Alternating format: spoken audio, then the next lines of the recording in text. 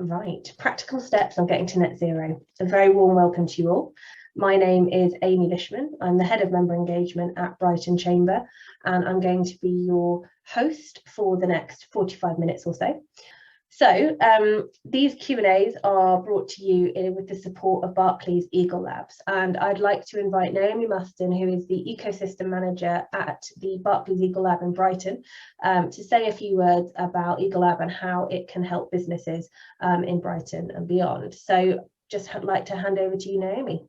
Excellent. Thank you, Amy. Hopefully you can hear me okay. As Amy mentioned, my name's Naomi Muston. I'm the Ecosystem Manager of the Eagle Lab in Brighton. We support startups, entrepreneurs and established businesses to innovate and grow. So we're a co-working incubator space with a very cool maker space and an engineer that knows how to do absolutely everything, which still baffles me. But as well as this, we can support businesses like you that might not need office space, but might require kind of mentoring and otherwise support. We are actually also offering a month's free trial with us for co-working. So if you're fed up of being at home or would like to look at something part-time and join the family here in Brighton at the Eagle Lab, then please do reach out to me and I'll be happy to have a chat with you, have a coffee, and you can come in and see us. But really looking forward to hearing from Adam today, and I'll hand back to you, Amy. Thank you. Thank you so much, Naomi. So on to today's speaker. I am delighted to welcome Adam Bastock as today's expert. So Adam is the founder of Small 99, a platform to support small businesses to get to net zero.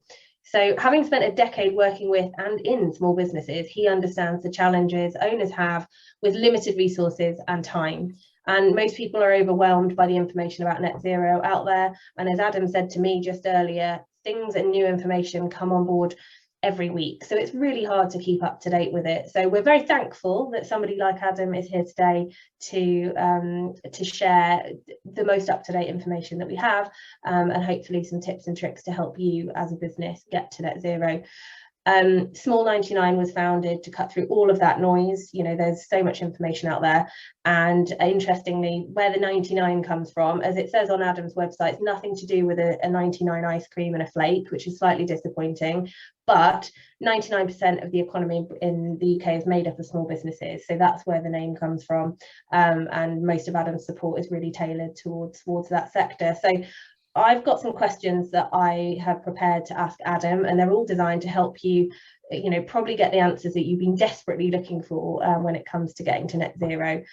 And just before we get stuck into those questions, I want to reiterate that there's a chance for you to ask questions throughout the session. So do so on the Zoom chat function. I'll be looking at these as they come in. I can promise you I've done about 60, 70, I think, of these Q&As by now, probably if not more, and I've not missed one yet. So rest assured, I'm keeping an eye on those. So do throw your questions. Adam is brilliant. So I know that no question is too hard.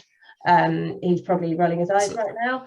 It's a good challenge to set. If try and stump me with questions, I think that'll be a good challenge, because it probably will happen. But no pressure. Brilliant.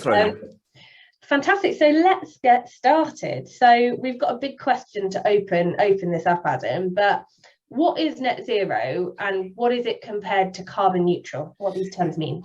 Yeah, it's a really good place to start. I think the net zero one is this. I have to keep reminding myself of this quite a lot, because it gets very confusing, because there's zero carbon, kind of carbon neutral, net zero. They're all very similar sounding terms, but have very different applications to them. So the main difference between them all is that net zero, and this is the key thing to remember, net zero reflects reduction. So you need to have reduced your emissions in order to be claiming net zero. The difference between that and, say, carbon neutral, so carbon neutral, you can just throw money at the problem and buy offsets, and that will get you to a point of being able to claim carbon neutrality once you've measured. However, there's also a smaller distinction there, which is slightly technical, is around the greenhouse gases and what's included on that. So net zero includes all greenhouse gases. So carbon dioxide being the major one, but also nitrogen and methane, and then there's a bunch of, I can't remember what they're exactly called, CHFs or something like that, where they're all of the gases that are produced by air conditioning units, for example. So a lot of offices will have air conditioning units, and that will be generating greenhouse gases in a very small quantity, but that actually do have an impact. And net zero will look at that, whereas carbon neutral doesn't. So carbon neutral only looks at carbon dioxide. And therefore you can kind of buy offsets to do tree planting initiatives, which will then neutralize your carbon deficit, if that makes sense. Has that followed? Is this quite a lot of like nuances within that to try and get around? Yeah, absolutely. Thank you so much. And I'm presuming you might come on a little bit to carbon offsetting and Yes. perhaps, yeah, excellent. So moving on to the next one. So one step at a time. So why go to net zero? Why do small businesses need to, or should they? This is the big question. I think the short answer is because we're going to have to. It's not something that's going to go away. The UK has got legally binding targets to achieve net zero by 2050, as do most other nations, as do most corporations. So there's a few levers here that are going to be pulling for it.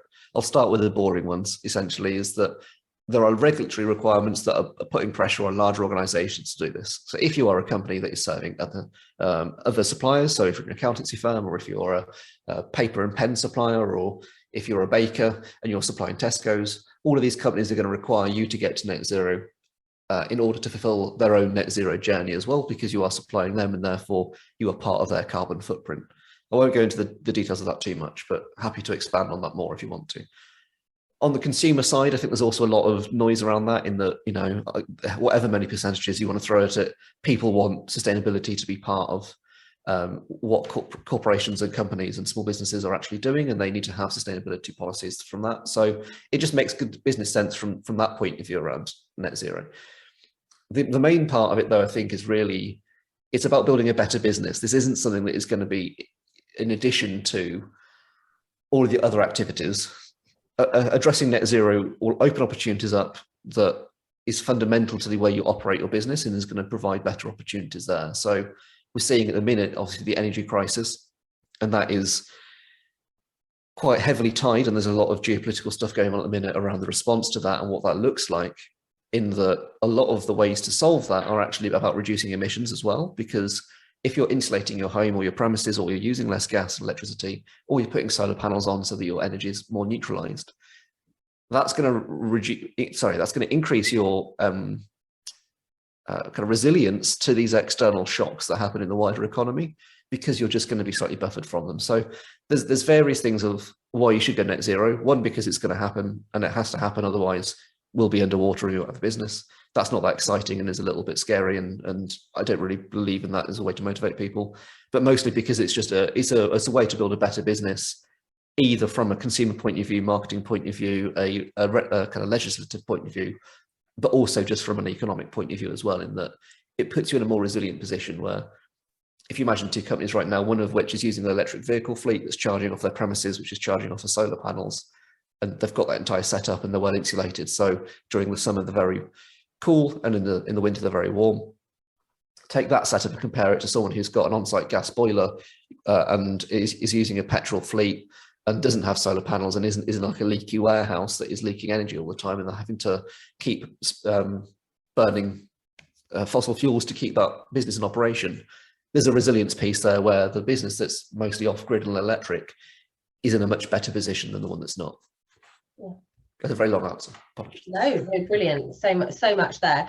I'm going to ask you now on your opinion whether do you think there's going to be more regulatory pressure on smaller businesses? You mentioned larger corporations, or is there any sense that that's going to happen?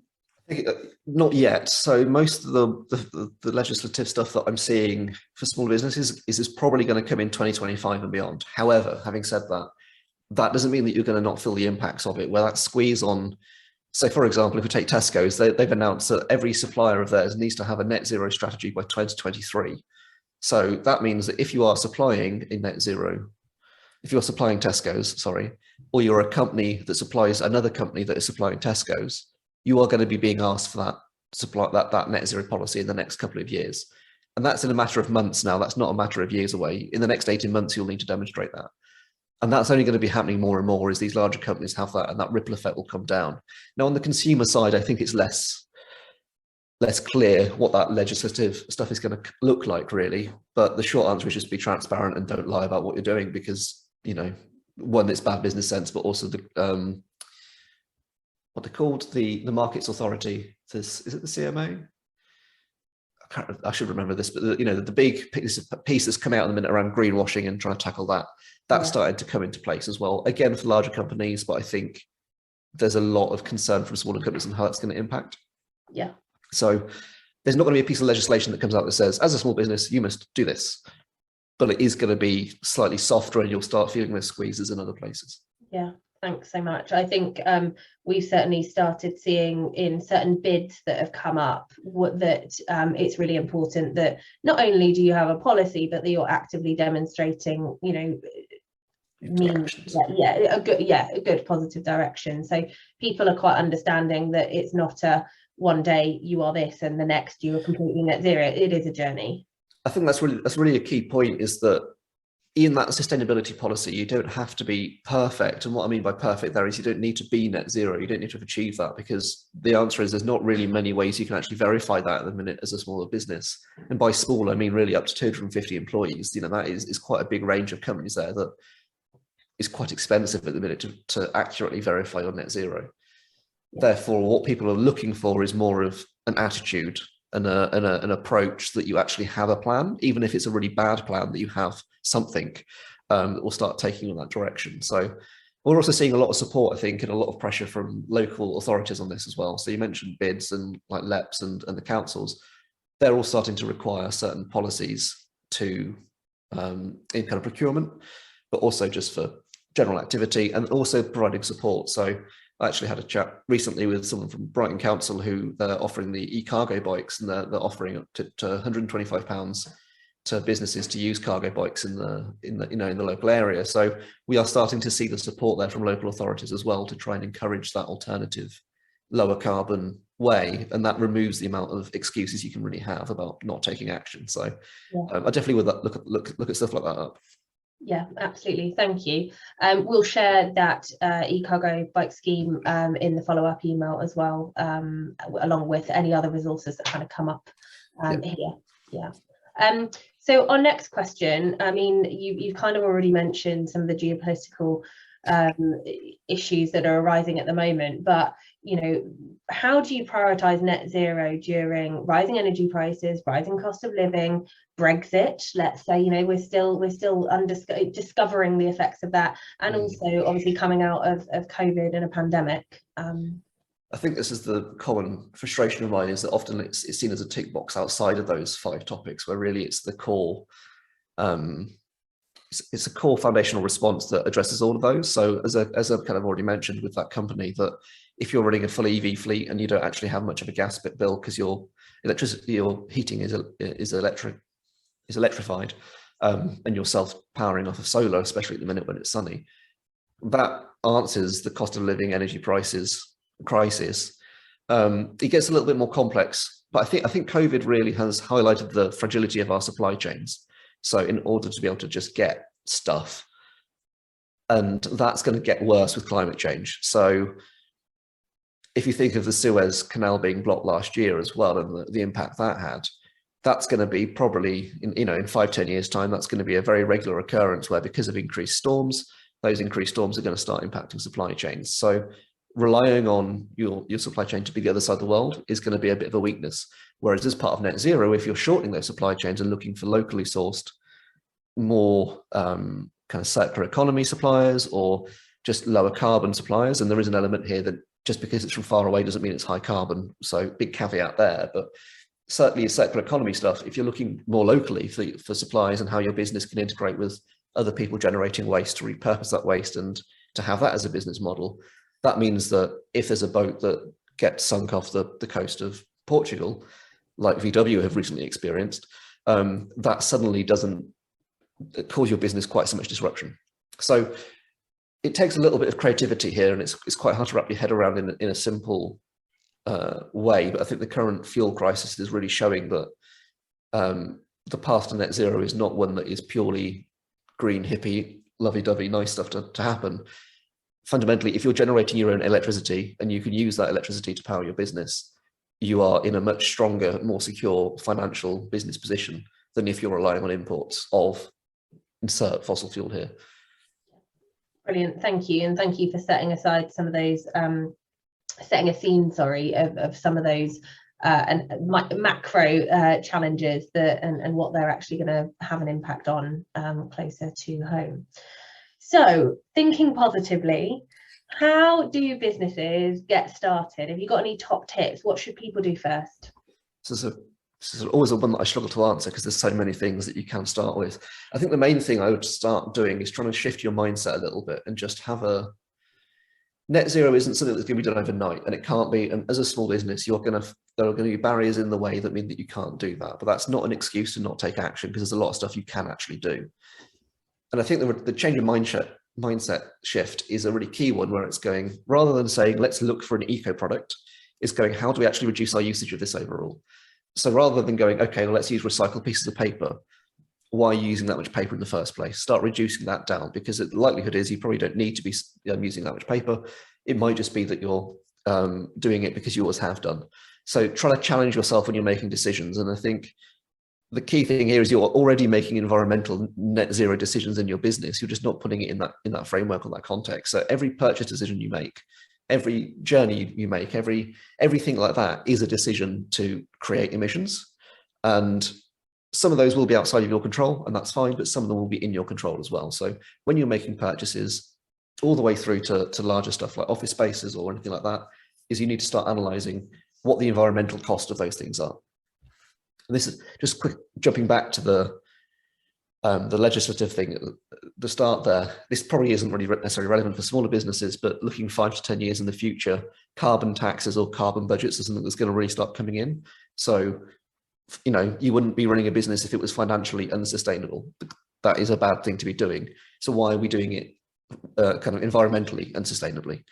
We need to start connecting those dots and go, well, actually the financial and the environmental are intrinsically linked. They are connected. So we're going to need a better decision-making framework, to use fancy language, which I think will come down the line with better data. But the amount of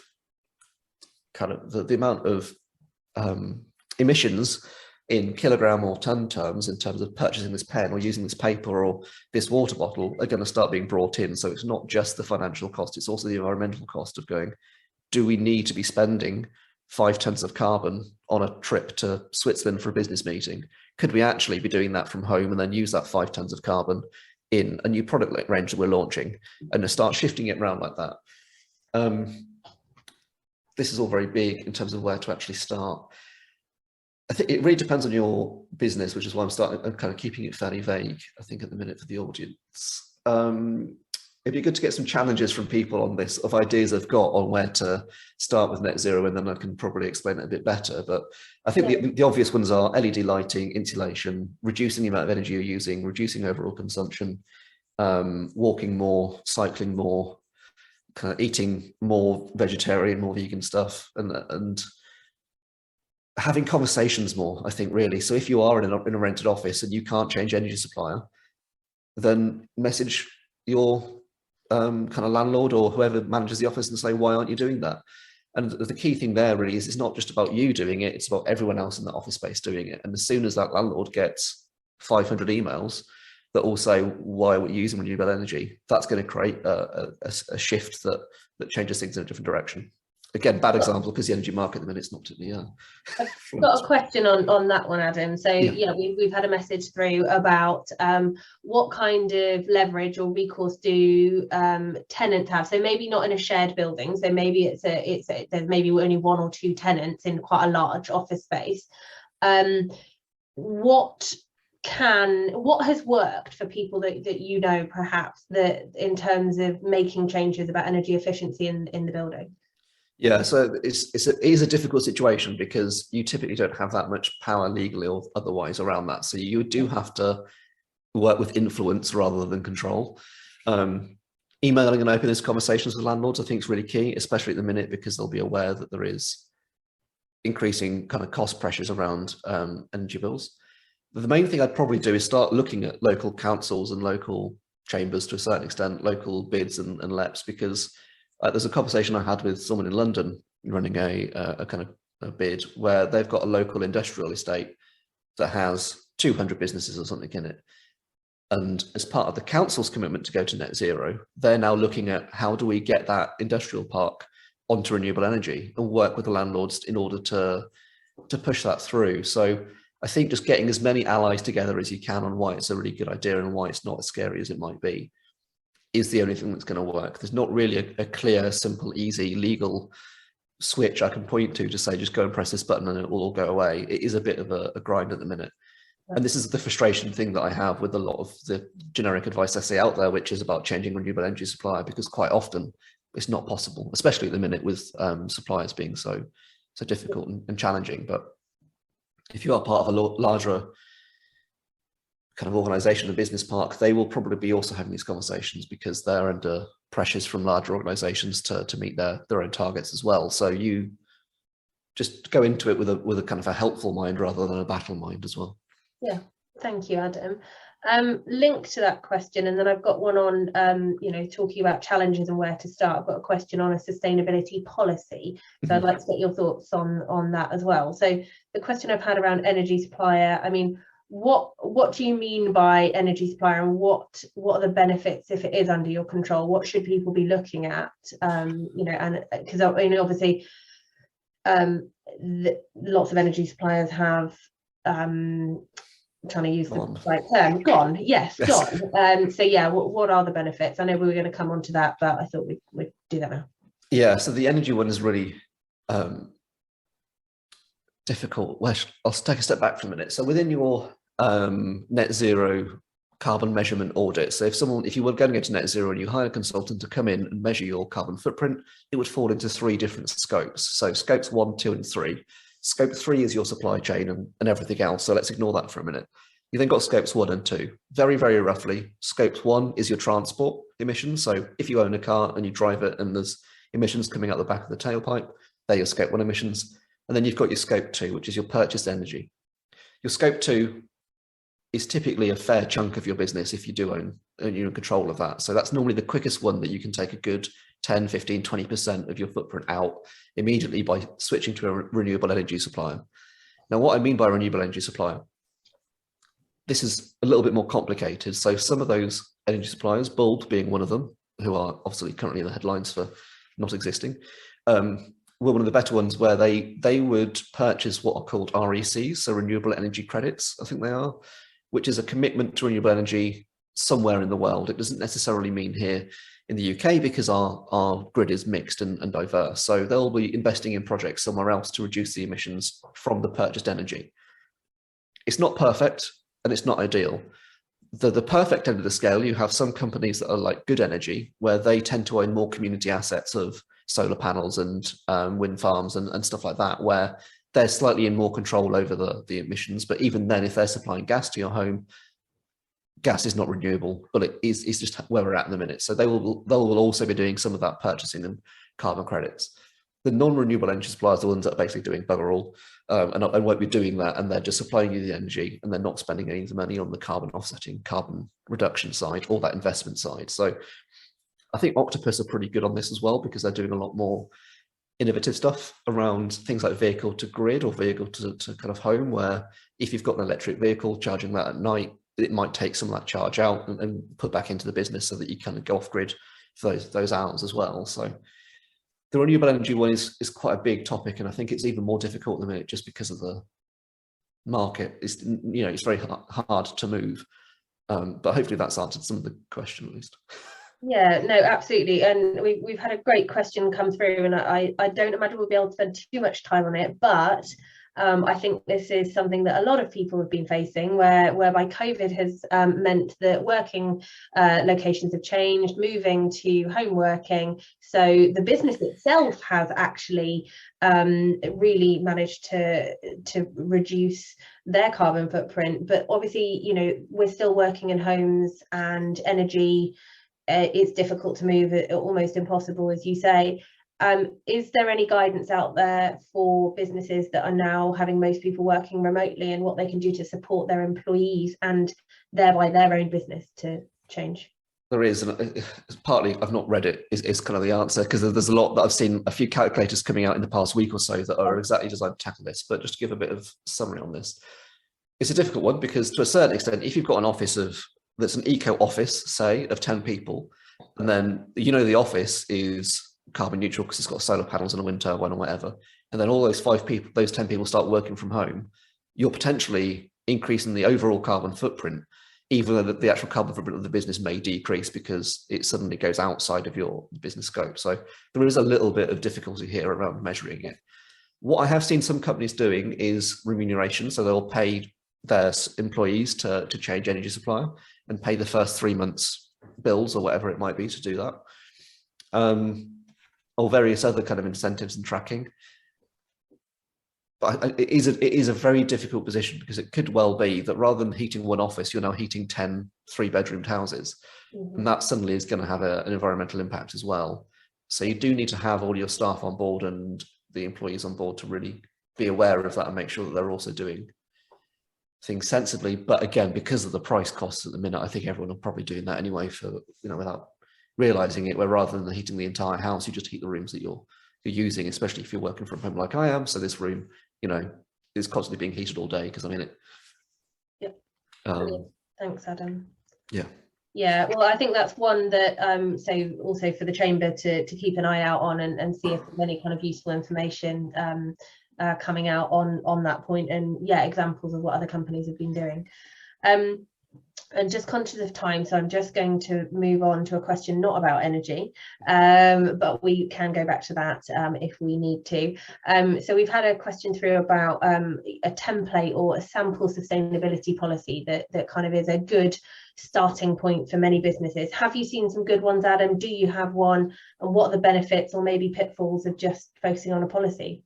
Yeah, so really great question, and one that we have sort of answered. So if you Google example sustainability template for small business, I think we come up first for that. This is my background in SEO coming through. So that's kind of an example where we've pulled together some really good examples and inspiration of what they look like. The format for a sustainability policy template, there isn't really, I'd be really cautious about saying that you need to follow a certain template for it, because I don't think it needs to be that technical. It just needs to be a list of the things that you've done and the things that you're doing and the things that you can't do. So that's how we kind of split it down, is sit down and just write a list of all the historical achievements you've made on your sustainability journey so far. Everything from, have you reduced your paper usage down? Have you started working from home? Have you started looking into hybrid vehicles or electric vehicles? Anything like that. What are you kind of doing? So what are you currently working on? So are you emailing your suppliers? Have you started the small 99 measurement calculator? Have you, are you starting to change the product range that you've got to make sure it's more circular, and all these things? Just list out the things that you're doing. And then what are the things that you can't do? So can't you change your energy supplier because you're in, premises that doesn't allow you to? Can you not actually influence your suppliers because your suppliers are so massive that they don't really care about you, and you're just not able to influence them? And I think just that transparency is what's key there. The sustainability policy doesn't have to fit a certain format. It's just about being a record of what you are doing and what you're not doing. And the important thing there is just to make sure that you say what you actually are doing and that you've done something.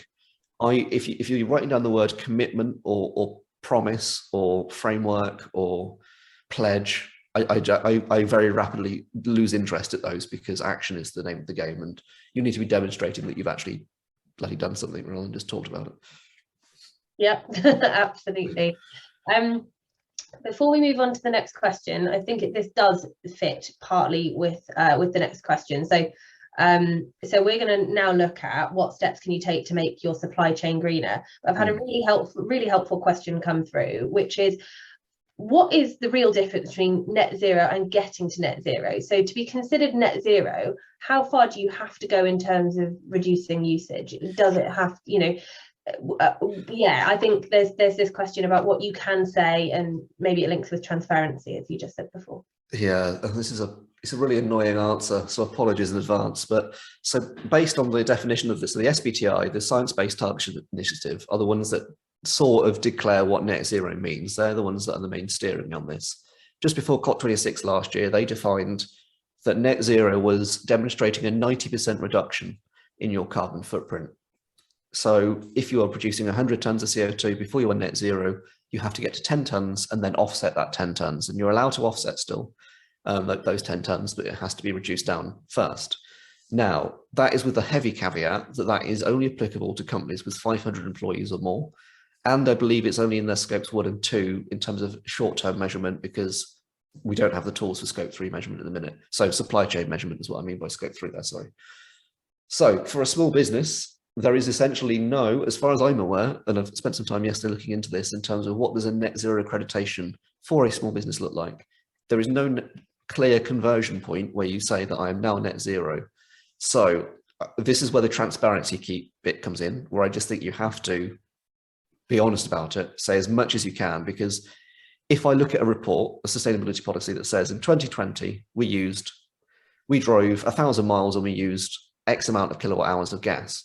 In 2022, we have driven 10 miles and we have used this amount of gas. And we have also changed these suppliers, but we can't really measure that because we don't know what the footprint is on that. That for me is far clearer in terms of the net zero strategy and being able to say that you have achieved net zero than anything else. Yeah, I think it's a real tough one. The most you can reduce down, the better. Yeah. So just focus on doing that, but also documenting it in terms of your energy usage and your vehicle usage, miles, or kind of liters of fuel used. But there's not really a satisfactory, clear, simple answer to that question. I think you've done a very good job there of trying to basically saying it's imperfect, but as long as intention and action follows, yes, that is what we can ask for at the moment. And it's that responsibility element. I think intention and transparency are the two key words, really, because if you're transparent about what where you were, so do an audit for 2019 on your energy and vehicles, which is probably in your accounts data, I'd imagine, somewhere, and then compare that to this year, once or whatever your kind of year end is. That's going to give you a ballpark, and then if you can start reducing that down, that will then starts demonstrating that you are actually progressing and that you can then offset the rest. And I mean, the worst case, I think, with carbon offsetting, which we'll get onto probably, as you say in a minute, is just whatever you think you need to do, probably double it. Worst case scenario, like the worst case is you're investing too much money in regenerating the planet. I think that's probably an acceptable financial loss, as it were, because it's still fairly cheap at the minute. So yeah, amazing. Thanks, Adam.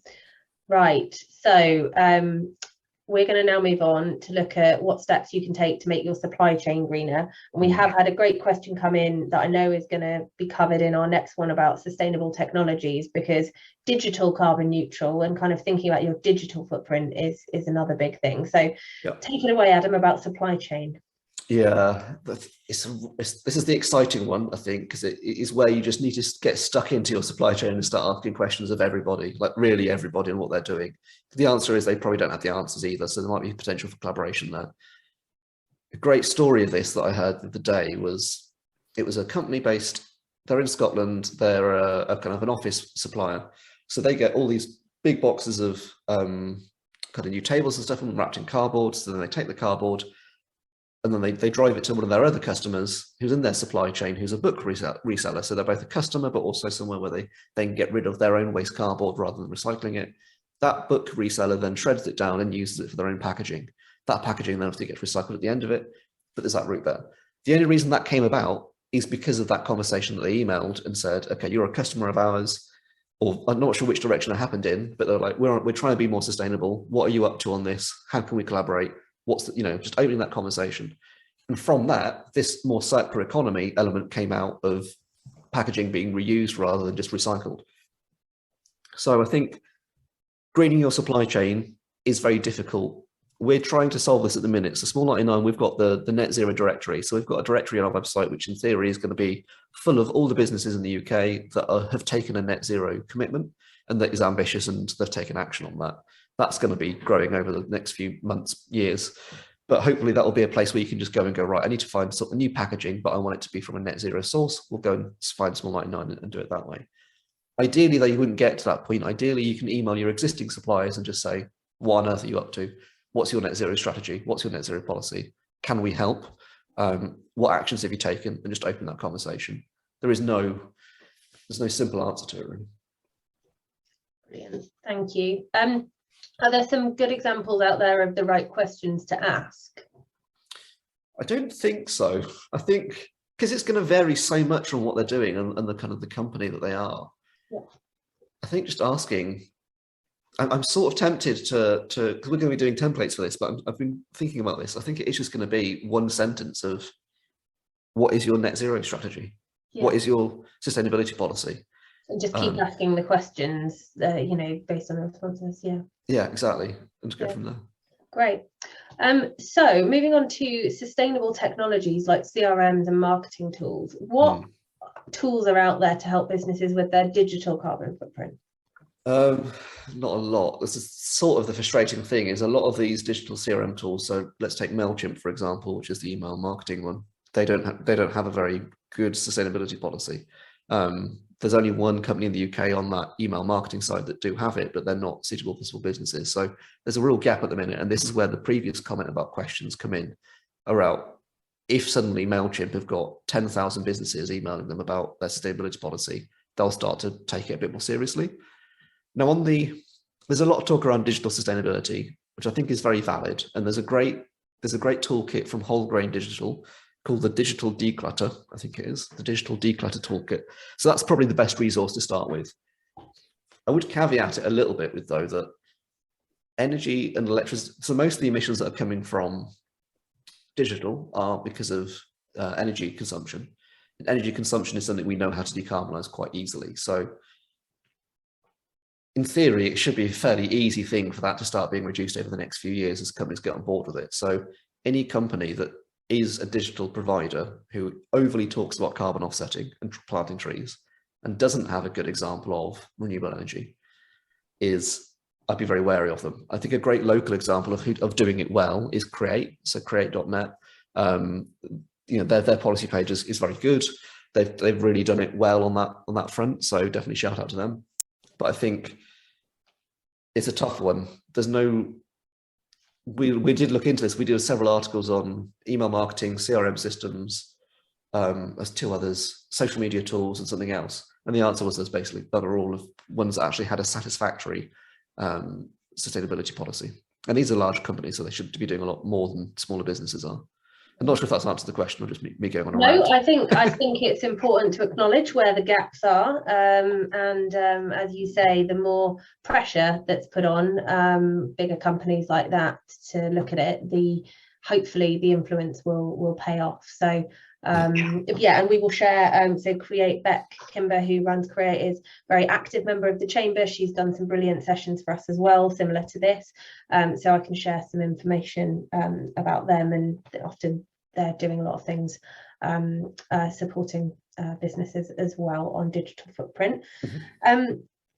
So I'm just seeing if there's any other questions. I'm very conscious of time. We are coming up to time. It's been clearly lots of burning questions, which is great. It does go to show that this is such an important topic for businesses of all sizes, and also that it's likely that we'll be doing some more of these in the future on some of those bigger kind of topics. We have had a question come through about offsetting. So what's your opinion on offsetting? And also, are there any really good companies? Somebody's mentioned Ecology for doing it. How does it work? Is it good? Yes, so it's not bad, but don't rely on it. So I think that's the short answer is, if you're doing offsetting, just make sure you're doing reduction as well, because offsetting is only bad when you're using it as an excuse for continued bad behavior. So I've heard it described as the trade of indulgences or something like that, which I think is quite a good summary of it, is that it can be abused, and that this is where it gets the carbon neutral versus net zero question comes in, because net zero, you have to demonstrate reductions. Carbon neutral, you can just buy your way to being positive.